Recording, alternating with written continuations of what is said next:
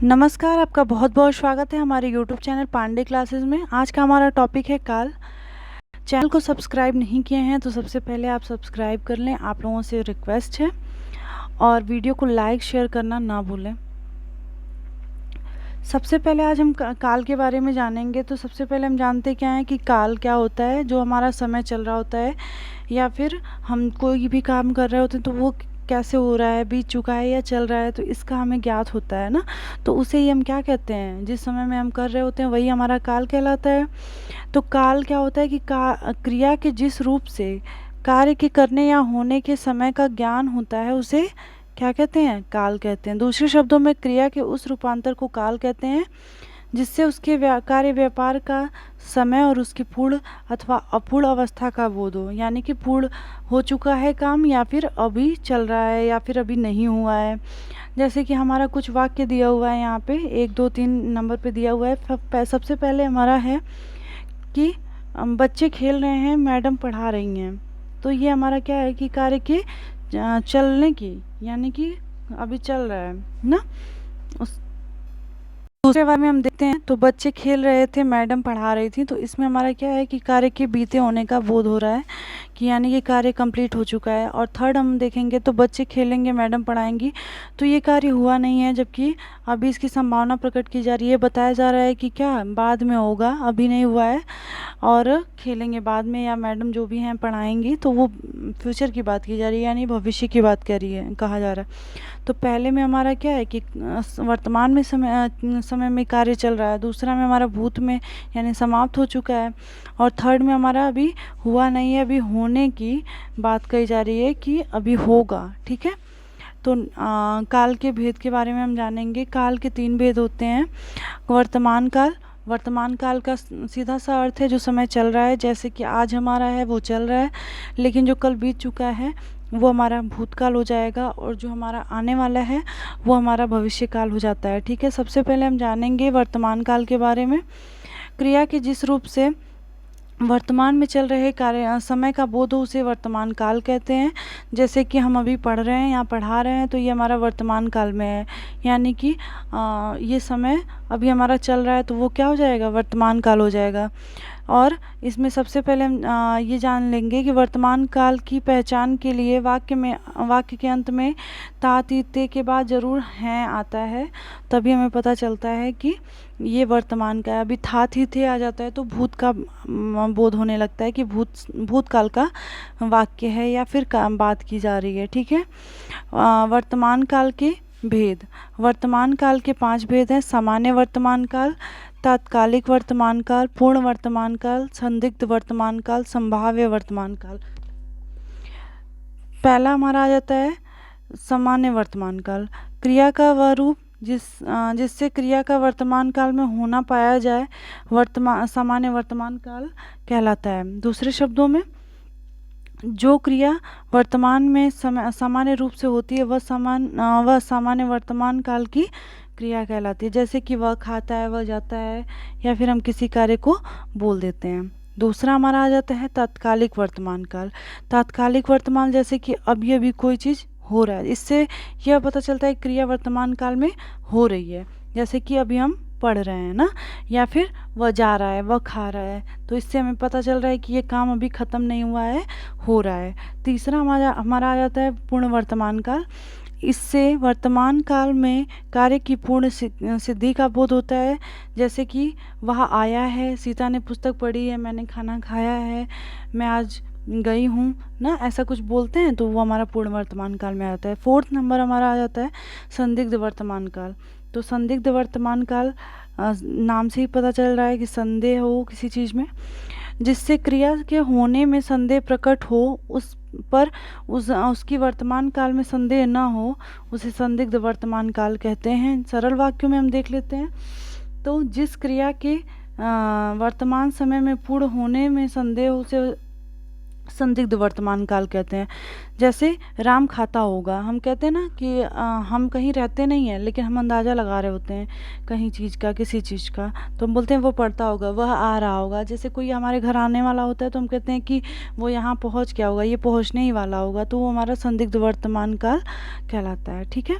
उपर्युक्त वाक्यों की क्रियाओं में के होने में संदेह है, अतः ये संदिग्ध वर्तमान काल की क्रियाएं हैं। 5th नंबर हमारा है संभाव्य वर्तमान काल। इससे वर्तमान काल में काम के पूरा होने की संभावना रहती है, जैसे वह आया हो, वह लौटा हो। हम कहते हैं ना कि ऐसा हुआ हो ना, तो वो हमारा किस में आ जाता है, हमारा संभाव्य वर्तमान काल में आता है।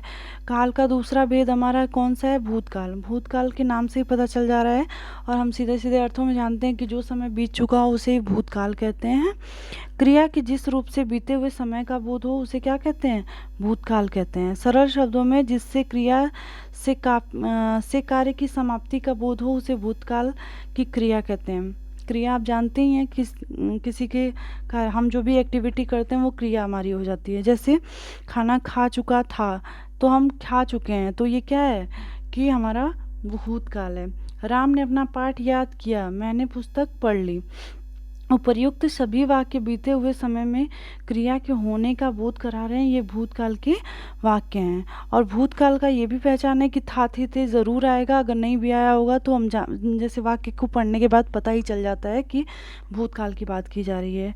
अभी बारी आती है हमारी भूतकाल के भेदों के बारे में। भूतकाल के हमारे 6 भेद हैं, सामान्य भूतकाल, आसन्न भूतकाल, पूर्ण भूतकाल, अपूर्ण भूतकाल, संदिग्ध भूतकाल, हेतुमद भूतकाल। ठीक है, तो सबसे पहले हम पहला प्रकार के बारे में जानेंगे, सामान्य भूतकाल के बारे में,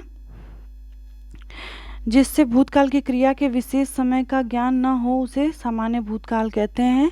दूसरे शब्दों में क्रिया के जिस रूप से कार्य के सामान्य रूप से बीते समय में पूरा होने का बोध हो उसे सामान्य भूतकाल कहते हैं। जैसे मोहन आया ना, मैंने गाना गाया, हमने पढ़ाया, तो ये हमारा क्या है, सामान्य भूतकाल है। ठीक है, दूसरा हमारा आ जाता है आसन्न भूतकाल।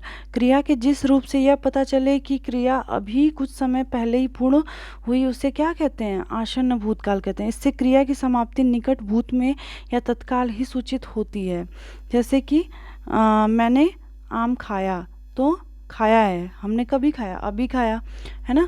मैं अभी सोकर उठी हूँ, हम जैसे अभी मैं पढ़ाकर आई हूँ, तो ये हमारा क्या होता है, आसन्न भूतकाल। हमने वो काम कर लिया है, लेकिन हम भले ही है बोल रहे हैं लास्ट में, तो इसका ये मतलब नहीं है कि वो वर्तमान काल में हो जाएगा, क्योंकि क्रिया जो है कि कंप्लीट हो चुकी है पहले ही।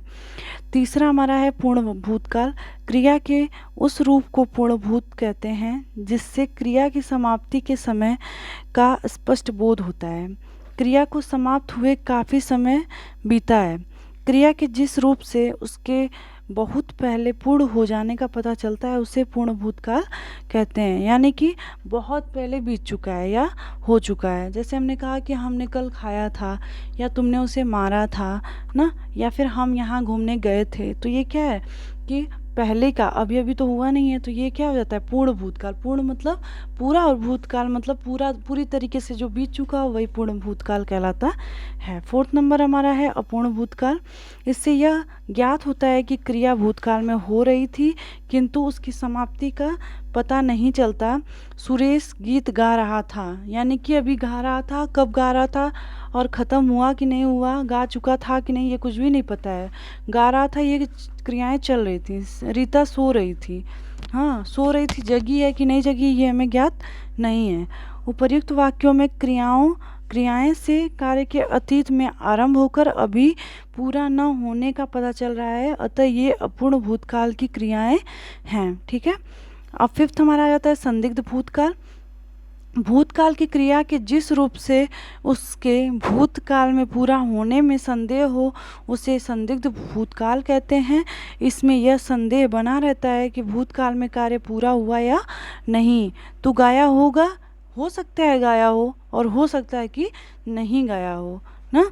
हम कहते हैं ना बारिश हुई होगी, हमारे यहाँ बारिश होती है तो हम सोचते हैं कि हर जगह बारिश होती है, लेकिन ऐसा नहीं है, तो हम कहते हैं कि हो सकता है वहाँ ये चीज़ें हों। या फिर हमारे घर कोई मेहमान आने वाले होते हैं और हमें फ़ोन करके बोलते हैं कि हम निकल चुके हैं, तो हम सोचते हैं कि आने ही वाले होंगे ना। बस छूट गई होगी, कोई घर से निकला, मिली कि नहीं मिली, हम अंदाज़ा लगाते हैं कि बस मिल गई होगी। दुकानें बंद हो चुकी होंगी ना, टाइमिंग होती है दुकान के खुलने और बंद होने की, तो हम अंदाज़ा लगा रहे होते हैं, वही संदिग्ध भूतकाल है। इसमें संदेह है ना, है कि नहीं है। ये उपर्युक्त वाक्यों की क्रियाओं से भूतकाल में काम पूरा होने में संदेह का पता चलता है, अतः ये संदिग्ध भूतकाल की क्रियाएं हैं। ठीक है। अब नेक्स्ट हमारा आता है हेतु हेतुमद भूतकाल।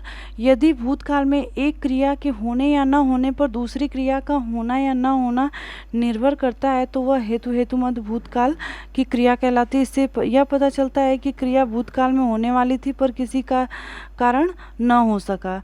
ये जैसे हम बोलते हैं ना, अगर किसी एग्ज़ाम में हमारे नंबर कम आ जाते हैं तो हम बोलते हैं कि अगर हम अच्छे मेहनत किए होते तो हमारा अच्छा मार्क्स आया होता। तो किस पे डिपेंड करता है कि हम मेहनत करेंगे तभी हमारा, जब हम मेहनत ही नहीं करेंगे तो कहाँ से नंबर अच्छे आएंगे। यदि वर्षा होती तो फसल अच्छी होती। हम कहते हैं कि वर्षा हो तब जाके फसल अच्छी होगी, बिना वर्षा के तो होगी नहीं।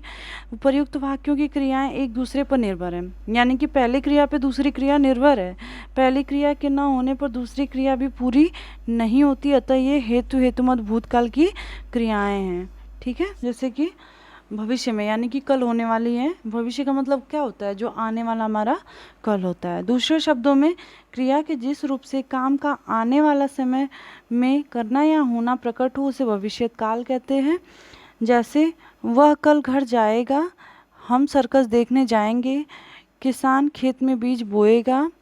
उपर्युक्त वाक्यों की क्रियाएं से पता चलता है कि ये सब कार्य आने वाले समय में पूरे होंगे, अतः ये भविष्यत काल की क्रियाएं हैं। भविष्यत काल की पहचान जो है कि गा गी गे, हम बोलते हैं ना लास्ट में आ जाएगा। हम कहते हैं कि हम जाएंगे, हम खाएंगे, तो अभी हम कर नहीं रहे हैं, हम बता रहे हैं कि बाद में हम करेंगे वो क्रियाएं।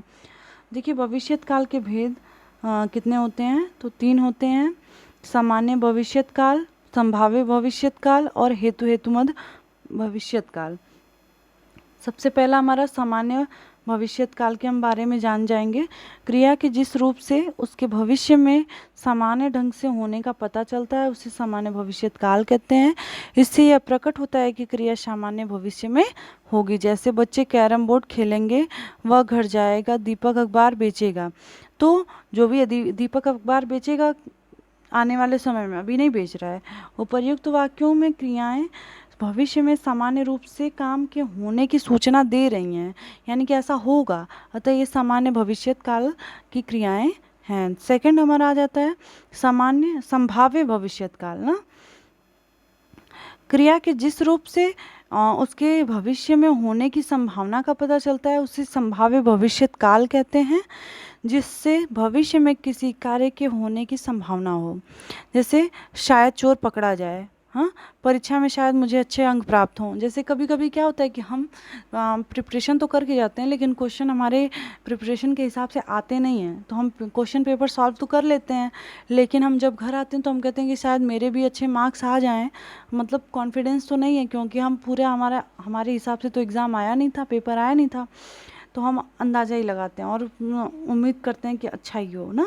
तो उसे ही हम संभाव्य भविष्यत काल कहते हैं, क्योंकि रिज़ल्ट जब आएगा तब, अभी तो एग्ज़ाम हुआ, फिर रिज़ल्ट जब आएगा तब आएगा। हाँ, और लास्ट हमारा है हेतु हेतुमद भविष्यत काल। इसमें एक क्रिया का होना दूसरी क्रिया के होने पर निर्भर करता है। जैसे वह आए तो मैं जाऊं। जैसे हमारे घर में कोई नहीं है, मम्मी हमारी कहीं गई हुई हैं और घर में हम बंद करके नहीं जा सकते हैं, तो हम क्या कहते हैं कि मम्मी आए तब हम यहाँ से जाएं। हाँ, वो आए तब ना हम यहाँ से जाएं। या फिर मैम आए तो हम उनसे जो है कि अपना कॉपी चेक करा के घर जाएंगे। ऐसा हम बोलते हैं ना कि वो आए तब हम अपना काम करके जाएंगे। तो ये हमारा क्या हो जाता है, हेतु हेतुमद भविष्य काल। ठीक है। Thank you very much. आज के वीडियो के लिए इतना ही। धन्यवाद।